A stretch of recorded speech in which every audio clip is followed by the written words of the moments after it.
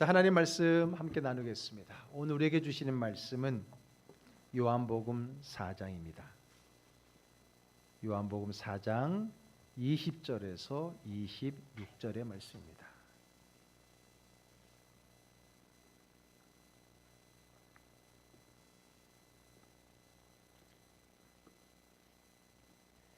자, 함께 읽겠습니다. 우리 조상들은 이 산에서 예배하였는데 당신들의 말은 예수께서 이르시되 여자여 내 말을 믿으라. 이 산에서도 말고 예루살렘에서도 말고 너희가 아버지께 예배할 때가 이르리라. 너희는 알지 못하는 것을 예배하고 우리는 아는 것을 예배하노니 이는 구원이 유대인에게서 남이라. 아버지께 참되게 예배하는 자들은 영과 진리로 예배할 때가 오나니 곧 이때라. 아버지께서는 자기에게 이렇게 예배하는 자들을 찾으시느니라. 하나님은 영이시니 예배하는 자가 영과 진리로 예배할지니라. 여자가 이르되 메시아 곧 그리스도라 하는 이가 오실 줄을 내가 아노니 그가 오시면 모든 것을 우리에게 알려주시리이다. 예수께서 이르시되 내게 말하는 내가 그라 하시니라. 아멘. 할렐루야. 새 첫 예배에 참여한 여러분들을 주의로 환영하고 축복합니다. 올해도 예배의 성공자, 승리자가 되시기 바라고요. 이 예배를 통한 하나님의 크신 복을 마음껏 누리는 은혜의 해가 되기를 주의 이름으로 축복합니다. 아멘. 올해는 특별히 우리 즐거운 교회 창립 20주년이 되는 해입니다. 그래서 올해의 표가 이제 또 다른 여정을 위해서 이제는 20년을 매듭을 짓고 또 새로운 좀 색다른 그러한 길을 출발하고자 하는 그러한 우리 전환기에 오게 되었고요. 그리고 오늘 그 첫 번째 달 우리 말씀의 주제는 오른쪽 현수막에 보이는 것처럼 주님이 찾으시는 사람이란 제목으로 올 한 해의 첫 달의 말씀을 나누려고 합니다. 주님이 찾으시는 사람, 어떤 사람일까? 과연 나는 주님이 기다리고 찾으시는 사람일까? 한 달 동안 우리 함께 질문하고 묵상하고 꼭 하나님이 찾으시는 그 사람이 되기를 주의 이름으로 축복합니다. 여러분, 무슨 일을 할 때 생각나는 사람이 있죠. 예를 들어서 밥 먹을 때 생각나는 사람. 여러분, 밥 먹을 때 누구 생각납니까? 아무 생각 없이 밥만 먹는 것도 있지만 가끔 가다가 어떤 음식을 먹다 보면 그 음식과 관련된 사람이 생각날 때가 있잖아요. 왜 이렇게 맛있는 거 같이 그 사람과 같이 먹었으면 사랑하는 사람이 생각이 날 때도 있겠고요. 특별히 그 음식과 관련된 우리 엄마가 이 된장찌개 참 잘 끓이셨는데 하면서 그런 사람을 생각할 수도 있겠고요. 그렇죠? 또 어떤 어려움이 닥칠 때에 그 사람이 있었더라면 이 문제는 좀 수월하게 해결할 수 있었을 텐데 어떤 일을 할 때 불쑥불쑥 떠오르는 사람이 있습니다. 찾게 되는 사람이 있어요. 찾게 된다는 것은 그 자리에 없다는 거잖아요. 그래서 누군가를 찾게 되고 또 누군가를 생각나게 되는 그러한 사람이 있다는 거예요. 반대로 과연 나는 누군가가 찾는, 생각나게 하는 그러한 사람인가도 한번 생각해 볼 필요가 있겠잖아요. 내가 아쉬울 때 너 없었다고 속상해하고 섭섭해만 하지 말고 상대방도 나를 필요로 할 때 내가 그 자리에 있기를, 그가 그 찾는 그 자리에 내가 있기를 기다리는 그런 마음처럼 한번 이번 한 달도 주님과의 관계 속에서 그런 말을 생각해 보자는 겁니다. 자, 어쨌든 누군가가 나를 생각해 주는 사람이 있고 나를 찾는 사람이 있다는 건 참 좋은 일이죠. 그렇죠. 누군가가 나를 생각하고 찾아준다는 것은 참 행복합니다. 자, 그러면 더 중요한 건 누가 나를 찾느냐라고 하는 건데 누가 여러분들을 생각하고 찾아주기를 원합니까? 여러분, 누가 날 찾아주기를 원해요? 이왕이면 내가 좋아하는 사람. 누가 여러분들 찾아주기를 원해요? 돈 많은 사람. 돈 많이 버는 사람. 돈 많이 쓰는 사람. 그런 사람들이 찾아줬으면 좋겠죠. 그렇죠. 자, 요즘은 하나 모르겠네요. 전에 유명 연예인들이 찾고 싶은 사람 이렇게 말하면 방송 찾아줘 갖고 막 극적으로 만나는 그런 프로가 있었잖아요. 그 유명인들이 어렸을 적에 어떤 추억에 있거나 어떤 관계에 있던 사람을 이제 방송국에서 찾아줘 갖고 극적인 만남을 보여주는 그런 프로그램이 있었잖아요. 그런 프로그램을 보면서 야, 혹시 어떤 유명한 사람이 혹시 나를 또 찾아주지는 않을까 하고 은근히 기대를 해봤는데 한 번도 연락은 안 왔더라고요. 그렇죠. 누군가가 특별히 유력한 사람이, 유명한 사람이 만약에 나를 찾는다 그러면 어때요? 굉장히 기쁠 거고 또 나름대로 영광이잖아요. 영광이잖아요. 아니 더 나아가서 만약에 여러분 대통령이 요즘은 청와대에 안 계시고 용산에 계시는데 만약에 용산에서 대통령이 나를 만나겠다고 나를 찾고 부른다면 여러분 어떻겠어요? 와, 대통령이 나를 부른다. 이거 여러분 대통령이 부르는데 바쁘다고 안 갈 사람 있어요? 없지요. 가문의 영광이잖아요. 그렇죠. 그런 마음을 가지고 있는데 이렇게 유력한 사람이 뭔가 좀 훌륭해 보이고 큰 위대한 사람이 나를 찾고 불러준다는 건 얼마나 황송하고 영광이 됩니까? 그런데 오늘 말씀은 이 한 달 동안의 말씀은 그 어떤 대통령보다 더 위대한 만왕의 왕이신 하나님이 우리를 찾고 부르신다는 거예요. 여러분 그 사실만으로도 여러분 감격스럽고 가슴 벅차고 막 가슴 떨리지 않습니까? 아닌 것 같은데 귀찮게 맨날 이렇게 부르신다고 그런 표정인 것 같은데 그렇잖아요. 세상에 유력한 사람이 나를 찾고 불러주는 것만 해도 영광으로 생각하는데 다름 아닌 온 만물의 주여 만왕의 왕이신 하나님이 나를 찾고 계시고 부르시고 계시고 나를 생각하고 계신다는 것은 얼마나 큰 영광이고 감사할 일이냐는 거예요. 한번 이번 한 달 동안에 그럼 하나님은 누구를 찾고 누구를 부르시는지 누구를 생각하고 있는지 나는 아닌지를 한번 돌아보는 시간을 가져보려고 합니다. 자, 그러면 하나님은 누구를 찾으실까요? 하나님은 성경에 보니까 어떤 사람을 찾으신다고 하는가? 아마 이 말씀에 대한 가장 첫 번째 대답은 이걸 겁니다. 죄인을 찾으신다. 그렇죠. 성경에 보면 하나님이 찾으시는 사람은 죄인을 찾아 이 땅에 오셨다 그랬잖아요. 죄인들을 위하여 주님 찾아오셨네. 찬양의 가사도 그런 게 있잖아요. 예수님이 이 땅에 오심은 다름이 아니라 죄인들을 찾아서 오신 거잖아요. 예수님이 오심은 죄인들을 찾은 겁니다. 그러면 죄인들을 왜 찾으시는 걸까요? 벌 주려고? 죄인들 불러다가 벌 주려고 죄인을 찾으시는 거예요? 아니죠. 우리 하나님이 죄인을 찾으시는 목적이 뭐예요? 그들을 구원하기 위해서, 죄에서 구원하기 위해서, 그의 죄의 그 허물을 대신 용서해주고 대신 갚아주고 그래서 그를 다시금 구원하기 위해서입니다. 그러면 구원이 바로 죄에서 구원하는 건데 그럼 죄에서 구원하면은 죄에서 어디로 가게 되는 거예요? 하나님께로 가는 겁니다. 왜냐하면 하나님과 반대가 죄이기 때문에 죄에서 다시 돌아오는 곳은 하나님이거든요. 결국은 우리 하나님께서 우리를 죄인을 찾으시는 이유는 그 죄인을 찾아서 구원하여서 하나님 앞으로 나오도록 하나님과 함께 하도록 만든다는 거예요. 하나님과 교제하고 하나님과 함께하게 만들기 위해서 부르는 겁니다. 찾으시고요. 그러면 하나님과 함께하는 거, 하나님과 교제하는 거, 그게 다른 말로 뭐예요? 그게 예배인 거예요. 예배가 다름이 아니라 하나님께 나아감이고요, 하나님과 교제하는 것이고요, 하나님과 사랑의 관계를 누리는 게 예배입니다. 그러므로 하나님이 누구를 찾느냐? 죄인을 찾는다라는 말은 결국은 하나님은 예배자를 찾는다는 말과 동일하게 되는 겁니다. 예배를 통해서 하나님과 관계를 누리게 하기 위해서 찾으시게 되는 거예요.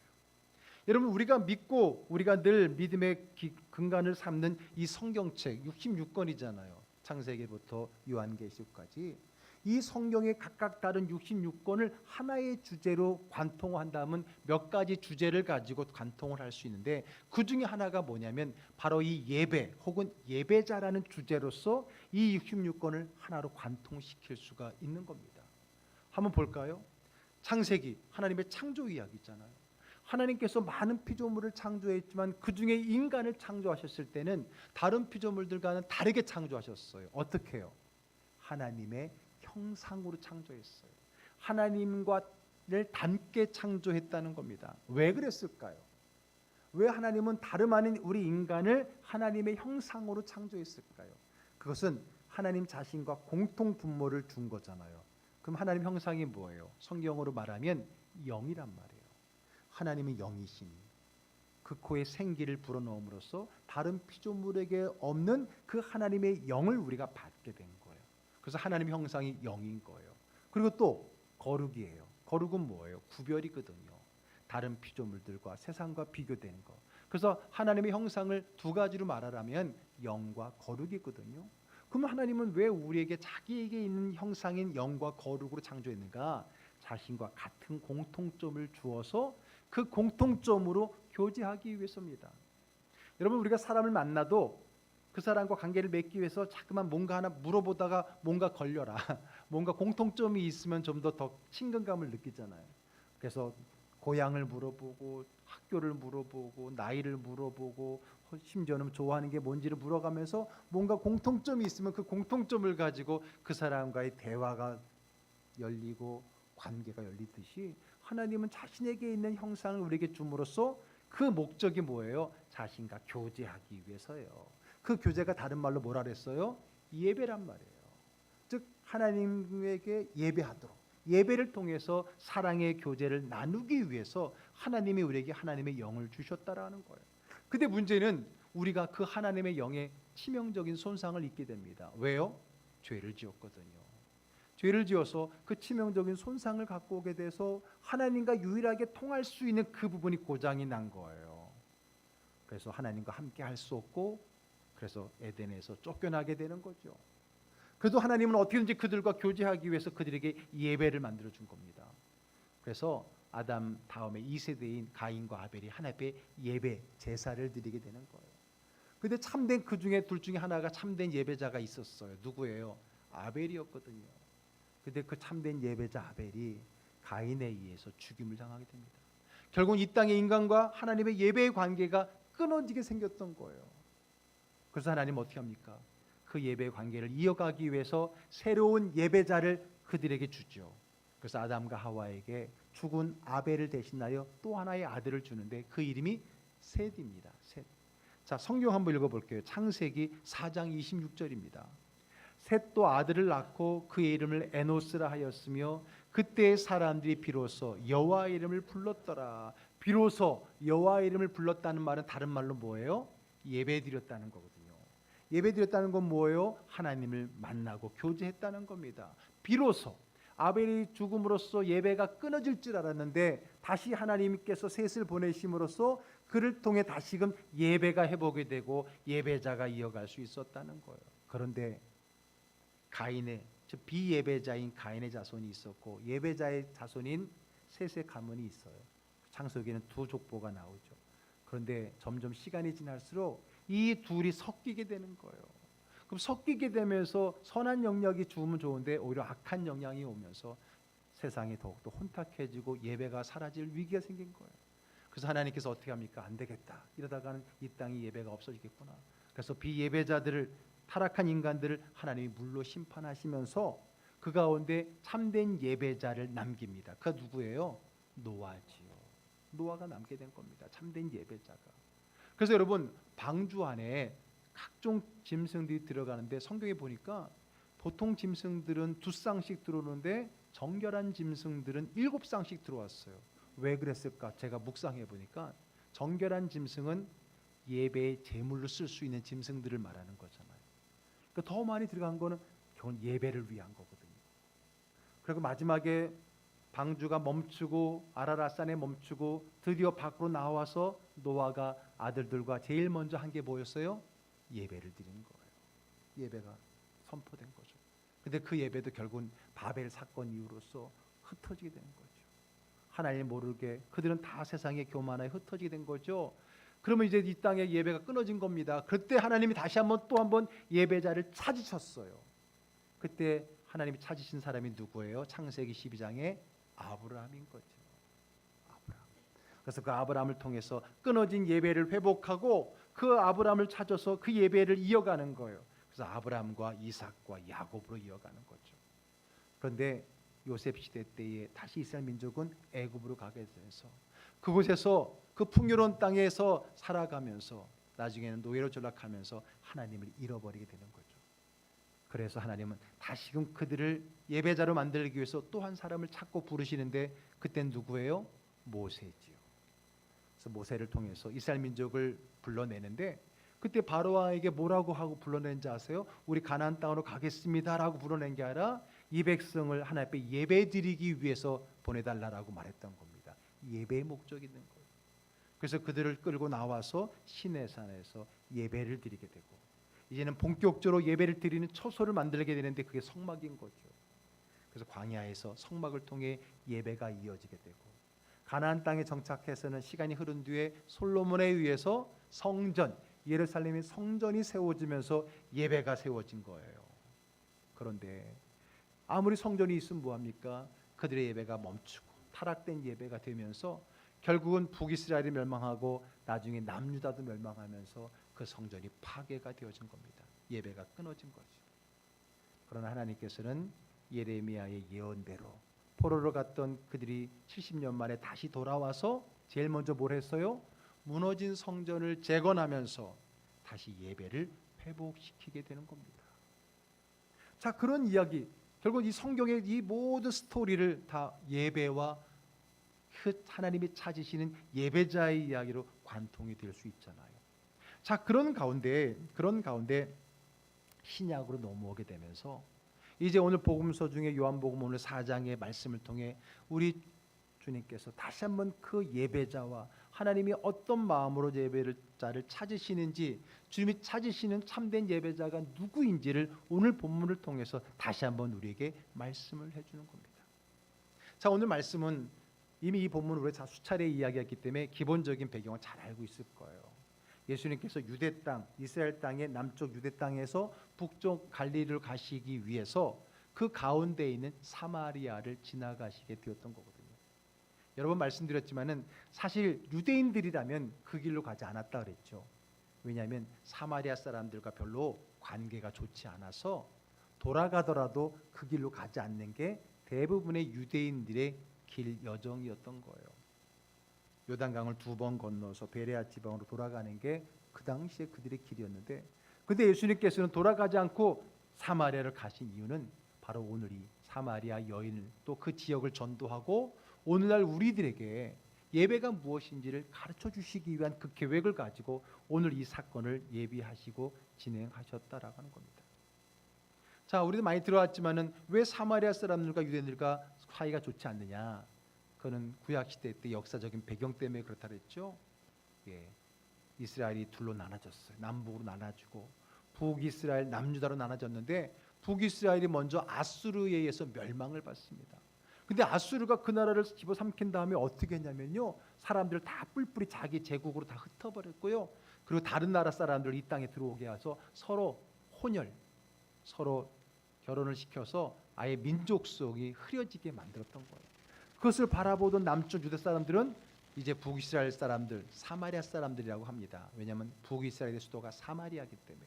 그래서 사마리아 사람들은 더 이상 우리 같은 민족이 아니야, 이런 생각을 했던 거죠. 그들의 종교도 혼합 종교로 바뀌어지고 있었거든요. 그런데 남쪽 유다도 결국은 타락하게 되고 바벨론에 멸망을 했잖아요. 그러다가 돌아와서 그들이 성전을 재건할 때에 그때 무슨 일이 있었냐면요, 북이스라엘 사람들이 그 성전 재건하는 일에 우리도 동참하겠다라고 말합니다. 언뜻 들으면 참 좋은 일인데 좋은 의도가 아니었거든요. 남쪽 유다 사람들은 또 북이스라엘 사람들 같은 민족으로 받아들이지 않기 때문에 거절하게 됩니다. 그랬더니 오히려 사마리아 사람들이 성전 짓는 일을 방해하는 일도 있게 되는 거예요. 그리고 난 다음에 남쪽 유다가 성전을 재건했거든요. 그러니까 사마리아 사람들이 그래 뭐 거기만 성전이 있는 줄 알아? 하면서 그들도 자기 사마리아 지역에다가 산 위에다가 성전을 지어요. 어느 산에다 짓냐면 그리심산에 짓습니다. 어디예요? 그리심산에 지어요. 자, 그래서 오늘 예수님과의 이 대화 속에서 바로 그 산에 관한 이야기가 등장을 하죠. 자, 오늘 본문의 첫 절인 20절 한번 읽어보겠습니다. 우리 조상들은 이 산에서 예배하였는데 당신들의 말은 예배할 곳이 예루살렘에 있다 하더이다. 자, 여기 이 산은 그래서 무슨 산이라고요? 네, 그리심산입니다. 그리심산. 즉 우리 조상 사마리아 사람들은 그리심산에다가 성전을 지었고 예배를 드리는데 당신들은 즉 유대인들은 예루살렘에서 예배를 드리습니다. 어느 곳이 맞습니까? 라는 질문에서 오늘 본문은 시작이 된 겁니다. 물론 그 전에 예수님께서는 이 사마리아 지역 유대인들과 상종하지 않고 영적으로 많이 타락했던 그곳에 복음을 증거하기 위해서 일부러 그곳에 가서 이 사마리아 여인 수가성 여인을 만나잖아요. 처음에는 물로 이야기를 시작하다가 나중에는 너의 남편을 데리고 와라. 그 남편이 없는 것을 아시고 얘기함을 통해서 그 과정 속에서 이 여인이 예수님이야말로 선지자라구나 라고 생각했던 거예요. 왜냐하면 자기의 과거를 다 아는 것 보니까 선지자인 것 같아요. 그래서 물었던 겁니다. 이렇게 우리 조상들은 당신이 선지자이니까 제가 질문 한 가지 드릴게요. 굉장히 여인이 영적인 예배에 관심이 있던 여인이었던 것 같죠? 당신이 선지자인 것 같으니까 내가 질문 하나 하겠습니다. 우리 조상 사마리아 조상들은 이 산 그리심산에 있는 성전에서 예배를 드리라고 하는데 유대인들 당신의 조상들은 예루살렘에서 예배를 드린다고 합니다. 같은 하나님 아닙니까? 그러면 어느 곳에 드리는 게 옳습니까? 라고 물었던 거죠. 그런데 그 질문에 대한 예수님의 대답을 보시기 바랍니다. 우리 그 다음 절 읽어볼게요. 예수께서 이르시되 여자여 내 말을 믿으라. 이 산에서도 말고 예루살렘에서도 말고 너희가 아버지께 예배할 때가 이르리라. 이게 어느 곳에서 예배됩니까? 라고 장소를 물어봤는데 예수님께서는 장소가 문제가 아니다라고 얘기하는 거죠. 이 산에서도 말고 예루살렘에서도 말고 장소가 아니다. 그리고 어디예요? 아버지께입니다. 어디냐가 중요한 게 아니라 누구에게 예배를 드리냐가 중요하다. 그 말씀을 하고 계시는 거예요. 그 아버지가 누구예요? 하나님 아버지. 그럼 여러분 이 말은요 장소가 중요하지 않다는 말이기도 하지만 사실 그것보다 더 중요한 말이 있습니다. 장소가 중요하지 않다는 데 강조점을 둔 것이 아니라 하나님께 예배 드려야 된다는 데 방점이 있는 거예요. 그 말은 우리가 아무리 성전 안에서 예배를 드려도 하나님께 예배 드리지 않는 것이 될 수 있다라는 말씀을 하고 있는 겁니다. 지금 오늘 저와 여러분들이 이 교회에서 십자가 앞에서 찬양을 부르고 말씀을 들으며 기도하고 예배를 드리고 있지만은 여기에 있다고 해서 다 예배자가 아니라는 거죠. 여기에 있다고 다 예배가 아니라는 거죠. 뭐가 빠지면? 아버지 하나님이 빠지면. 하나님 없는 예배가 있을 수 있다는 거예요? 있다는 거예요. 이 시간, 이 장소도 중요하지만은 무엇보다 이 시간, 이 자리에 임재하신 그 하나님께 예배하는 게 중요하다는 겁니다. 그러면 하나님이란 존재가 중요하다는 거죠. 한 시간 동안 예배 드리는 내내 하나님에 대한 생각이 마음에 없이도 시간을 보낼 수 있다는 거예요. 한 시간 동안 찬송도 부르고 말씀도 듣고 기도도 했지만은 내 마음과 내 심령 속에 하나님에 대한 느낌이나 생각이나 관계나 누림이 없을 수 있다라고 하는 거예요. 그냥 한 시간 앉아 있다가 하는 거, 그건 예배가 아니라는 거죠. 그러므로 장소가 여기다 저기다가 중요한 게 아니다라는 그것보다 강점은 아버지께 예배하는 겁니다. 중요한 건 누구에게 예배하느냐. 오늘 내가 이 예배 시간에 누구에게 집중하고 있느냐. 내 모든 시선을 누구를 향하고 있는가. 내 모든 예배를 지금 누가 받고 계시는가를 생각하고 느끼고 누리는 그 예배가 중요하다라는 말씀을 하고 있는 겁니다. 자, 그러면 아버지께, 장소가 아니라 아버지께 예배를 드리는 게 뭐냐. 23절을 읽겠습니다. 아버지께 참되게 예배하는 자들은 영과 진리로 예배할 때가 오나니 곧 이때라. 아버지께서는 자기에게 이렇게 예배하는 자들을 찾으시느니라. 아멘. 자, 아버지께 예배하는 자들, 이 예배자를 찾으시는데 이렇게 예배하는 자들을 찾는다 그랬어요. 그럼 이렇게가 어떻게 해요? 바로 그 앞에 있는 영과 진리로입니다. 하나님은 이렇게 예배하는 자들을 찾으시는데 이렇게가 뭐라고요? 영과 진리로 예배하는, 장소의 문제가 아닌 하나님께 영과 진리로 예배하는 사람을 찾으신다는 겁니다. 그래서 오늘 하나님이 찾으시는 그 예배자는 다름이 아닌 영과 진리로 예배하는 사람인 겁니다. 그냥 예배당에 와서 앉아있는 예배자가 아닌 그의 예배가 영과 진리 예배가 된다는 거예요. 자, 그럼 이제 마지막 결론에 도달합니다. 그럼 영과 진리 예배가 뭡니까? 이 답만 하면 오늘의 모든 문제는 풀리게 되는 거죠.